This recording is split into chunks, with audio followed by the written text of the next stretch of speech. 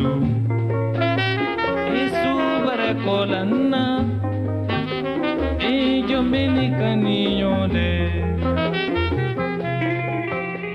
plus bas dans l'opinion internationale, en proie aux difficultés économiques, Sékou Touré décide d'améliorer son image, de revoir sa diplomatie. Un premier rapprochement s'effectue en 1972 avec la Côte d'Ivoire d'Houphouët-Boigny, son ancien mentor, puisqu'il a fait ses armes dans la branche guinéenne de son parti, le Rassemblement démocratique africain, RDA, qui deviendra plus tard le PDG, le Parti démocratique de Guinée. Viendra ensuite le rapprochement avec le Sénégal de Senghor. Pour la France, il faudra attendre le départ des gaullistes, farouchement opposés à Sékou Touré, l'enfant terrible de l'Afrique noire francophone. L'arrivée de Valéry Giscard d'Estaing en 1974 va changer la donne. Quand ce matin de novembre 1978, Sékou Touré attend, ému sur la piste de l'aéroport de Conakry, le chef de l'État français, dont l'avion vient d'atterrir, peut-être revit-il l'espace de quelques instants l'événement d'août 1958 qui a tant marqué le destin de la Guinée. Cette fois, il s'agit de Valéry Giscard d'Estaing et non plus du général de Gaulle. Pour la première fois, en 20 ans, un président français se rend à Conakry. Les relations franco-guinéennes sont de nouveau au beau fixe et Sékou Touré multiplie les occasions de lever l'équivoque de 1958. Le peuple français et le peuple guinéen sont deux peuples animés du même idéal progressiste. Et il est heureux qu'en 1958, ils se soient libérés l'un et l'autre d'une situation historique qui constituait un obstacle à l'éclosion entre eux d'une amitié féconde et durable. La République française et la République populaire révolutionnaire de Guinée sont deux nations liées par l'identité de leurs options pour les idéaux de liberté, d'égalité, de progrès social et de paix qu'elles poursuivent pour assurer de façon permanente le bonheur démocratique de leurs citoyens et l'équilibre interne de leurs peuples respectifs. Excellence, Monsieur le Président de la République française, c'est le lieu et le moment de lever toute équivoque sur notre volonté.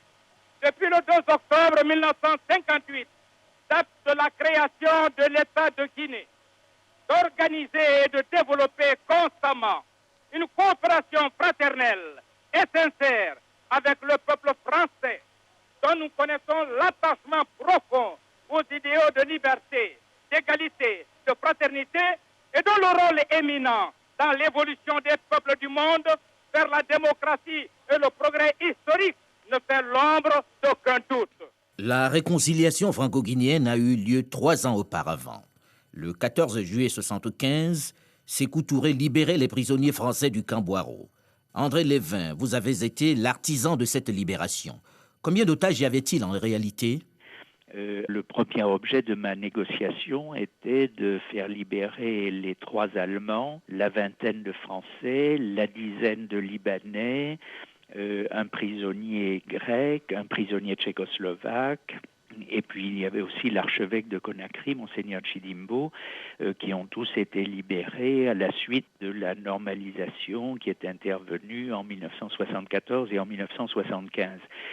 Malheureusement, je ne suis certainement pas arrivé à faire libérer des prisonniers guinéens ou africains, mais tout le monde reconnaît que même si il y a eu encore notamment en 1976 ce que l'on a appelé le complot Peul, qui a coûté la vie à Diallo Telli, après 1975, quand même, l'atmosphère s'est libéralisée et les violations aux droits de l'homme ont été moindres que dans la période précédente. Sékou Touré a de nouveau audience dans les médias. Fidèle à lui-même, il multiplie les déclarations fracassantes, en particulier lorsque la gauche française dénonce au nom des droits de l'homme le retour en grâce du président guinéen.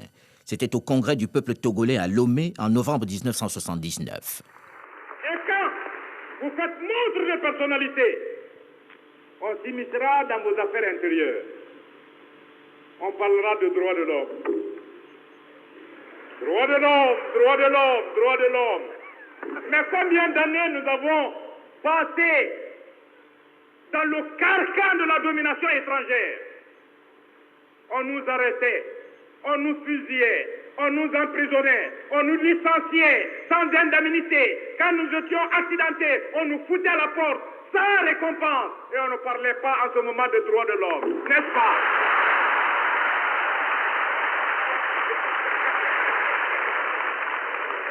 Quand nous étions dans l'armée coloniale, on était habillés autrement que les autres. On était traités durement, sans solde, en rapport avec nos efforts. Et en ce moment, on ne parlait pas de droits de l'homme. Le droit qu'on nous réservait en ce moment, c'était le droit de l'esclave. Rester soumis, courbé et répondre « oui patron, oui patron ».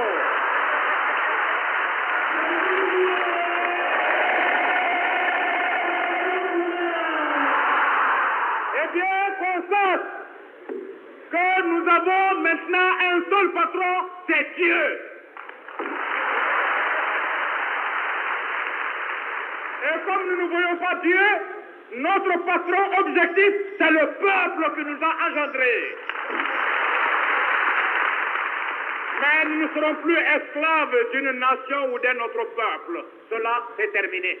Et c'est pourquoi nous devons transformer les anciennes colonies en nations viables, en réalisant l'unité nationale sur la base démocratique.